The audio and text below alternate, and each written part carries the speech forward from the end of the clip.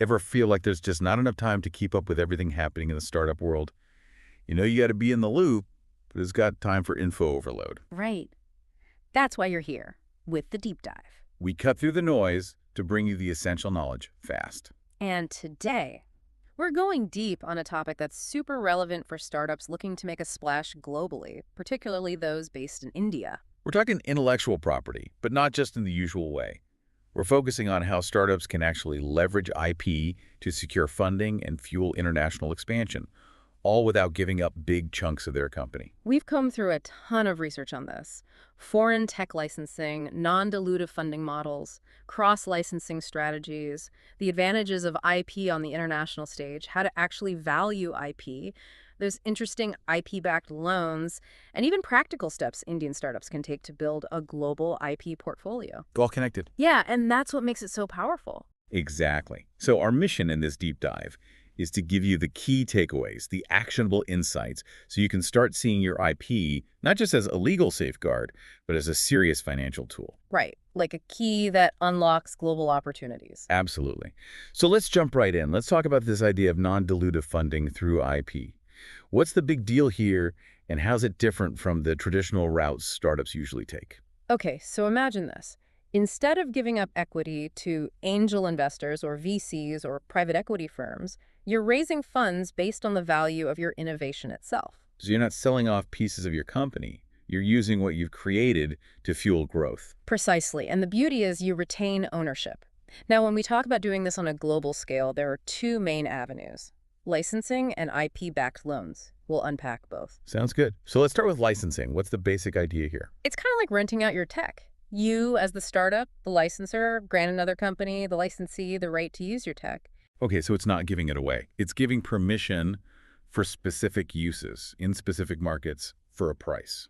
Exactly. You define the terms, the boundaries. And this is where things get really interesting for global expansion. See, international licensing allows startups to tap into new markets, generate revenue streams they might not have reached otherwise, all without needing to build their own infrastructure or operations in those foreign markets. I'm starting to see the potential here, but I need a real-world example. Okay, let's say we've got an Indian startup that's developed a revolutionary electric vehicle drivetrain technology, really cutting-edge stuff. But breaking into the U.S. market, building a manufacturing base, setting up distribution, that's a massive undertaking. Huge, expensive, risky. Exactly. So instead, they could license their technology to a major U.S. auto manufacturer. That already has factories, a network, a brand. Right. The Indian startup gets to enter the U.S. market, earns royalties on every EV produced using their tech, without taking on all that operational burden. Smart. So what are the different flavors of licensing agreements? I imagine there's not just one-size-fits-all approach. Definitely not. You've got exclusive licenses where one company gets the sole rights in a specific region. This often means a deeper partnership, more commitment from the licensee, potentially a bigger upside. Makes sense. And then there are the non-exclusive options. Right, where you can license to multiple companies in the same region, diversifies your income streams, spreads the risk a bit. I like the sound of spreading risk. Yeah. And you mentioned something called cross-licensing earlier. We'll get into that one. Absolutely. It's a whole strategic game in itself. Okay, so let's say a startup is considering going down this international licensing road. What's the most crucial question they should ask when evaluating potential partners? It goes beyond just looking at the money on the table. They need to assess the partner's capability to truly leverage the IP. Do they have the resources, the know-how, the market presence, a track record of success? Yeah, it's not just about who offers the biggest upfront payment. Exactly. Choosing the right partner, even if it means a slightly less lucrative deal initially, can pay off massively in the long run. It's a partnership, not just a transaction. And what about the agreement itself? What are some of the non-negotiables, the things a startup absolutely needs to have in writing? Clarity is king. You need to define the scope of rights, exactly what the licensee can do with the IP, clear geographical boundaries, the time frame of the agreement, the duration, and of course, all the financial details. Like upfront fees, royalties, how those royalties are calculated? Precisely. Is it a percentage of sales, net sales, or gross sales? Are there milestone payments tied to certain achievements? All spelled out. Yeah. And what about exclusivity? Super important. Is it exclusive, non-exclusive? It all needs to be explicitly stated. Leave no room for ambiguity. Good advice. And how does a startup ensure their IP is protected once it's licensed out to a foreign entity? Multiple layers of protection are crucial. Start with rock-solid confidentiality agreements. These safeguard your trade secrets, your proprietary information. Makes sense. And then there's the whole issue of patents, trademarks, all that. Right. You need to make sure your IP rights are properly registered and enforced in those international territories. It gets complex, but it's essential. And finally, you need systems in place to monitor the market for any unauthorized use. So you're not just handing it over and hoping for the best, you're actively protecting what's yours. Absolutely. Vigilance is key. Okay, let's shift gears to IP-backed loans. This idea of using your patents as collateral, it sounds almost futuristic. How does this actually work in the real world? Well, it's based on the premise that a startup's intellectual property can be a tremendously valuable asset. So with IP-backed loans, you're essentially using your patents, trademarks, copyrights, even trade secrets in some cases as collateral to secure funding.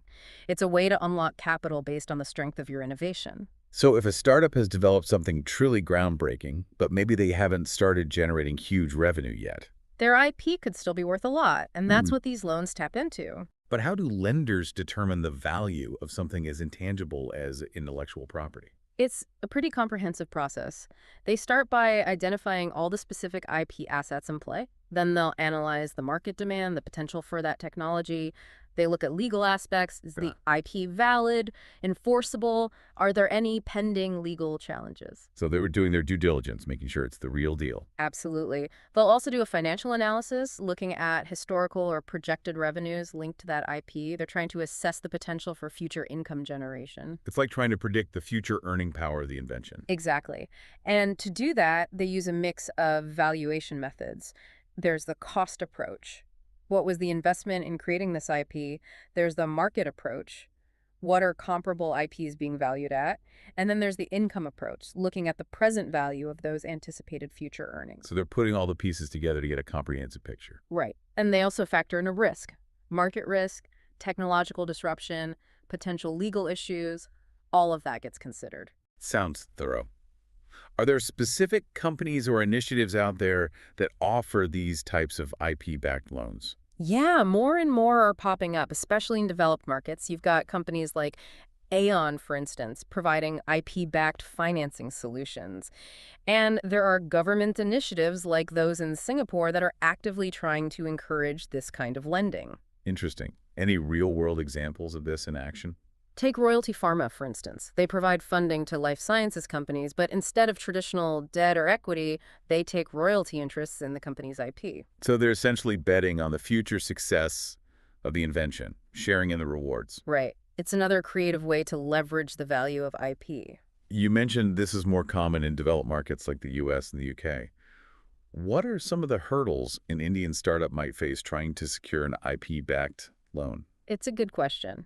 While the whole concept is gaining traction globally, those markets, the US and UK, they just have a more established infrastructure. They're more familiar with IP as collateral. So they're a bit ahead of the curve. Yeah.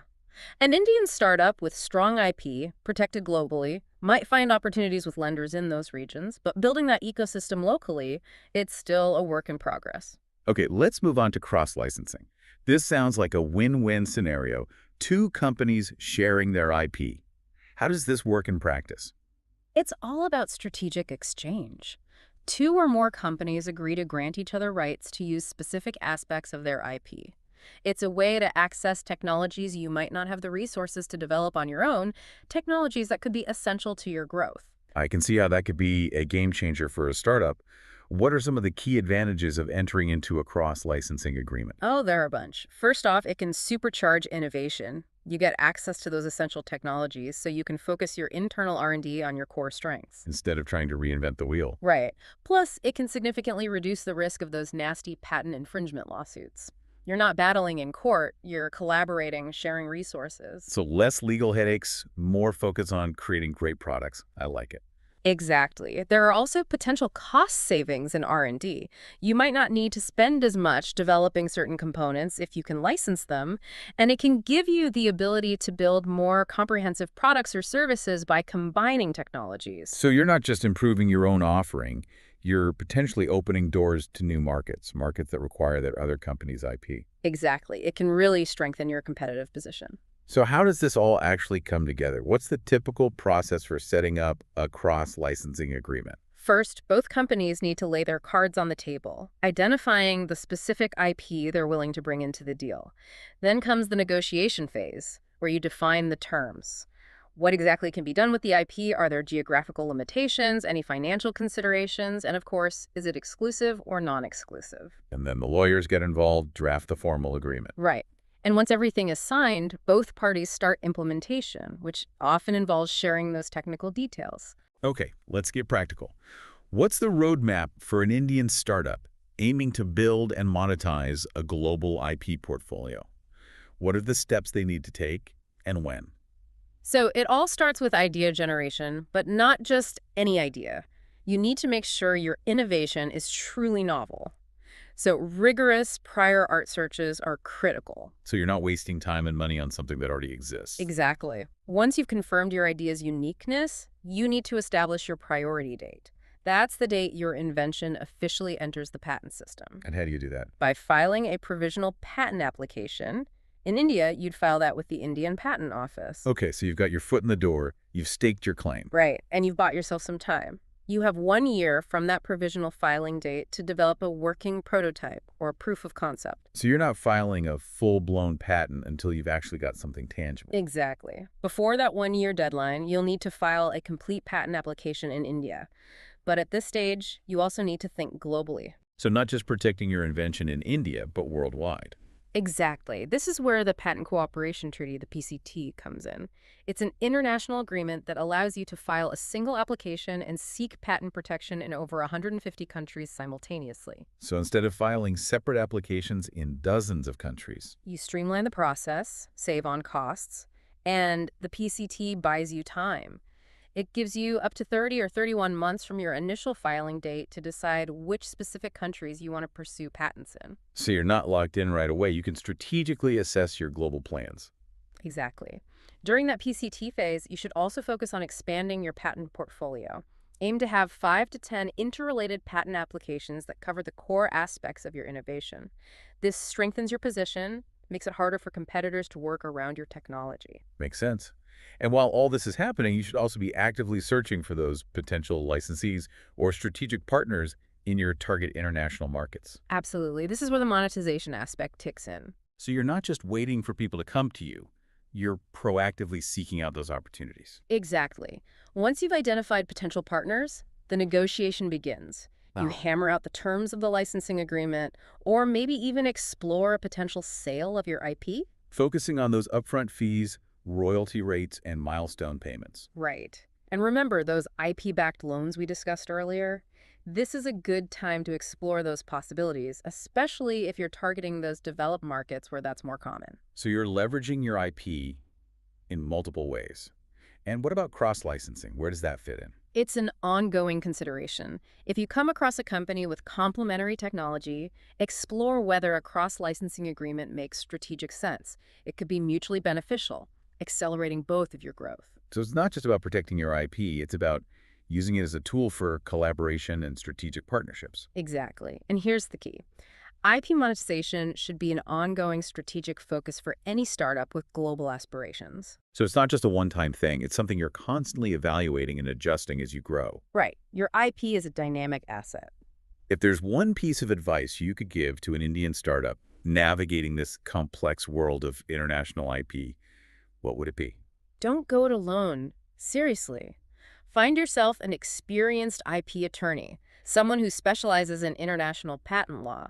Get an IP valuation expert on board, and a financial advisor who understands IP financing. So surround yourself with the right people, the experts who can guide you through the process. Absolutely. Navigating international IP protection and monetization, it's complex. Professional advice is invaluable at every stage. And here's something crucial to remember. Securing international IP rights, it's not just a cost, it's an investment. It's the key that unlocks those big global funding and market access opportunities that so many startups miss out on when they only focus on domestic protection. Okay, listeners, time to wrap this up. We've taken you deep into the world of leveraging IP for global funding and growth. What's the biggest takeaway here? Intellectual property, it's not just about legal protection, It's a powerful financial asset, especially for startups that are thinking big, aiming for the global stage. It's about proactively using your innovations to fuel your expansion without giving away control of your company.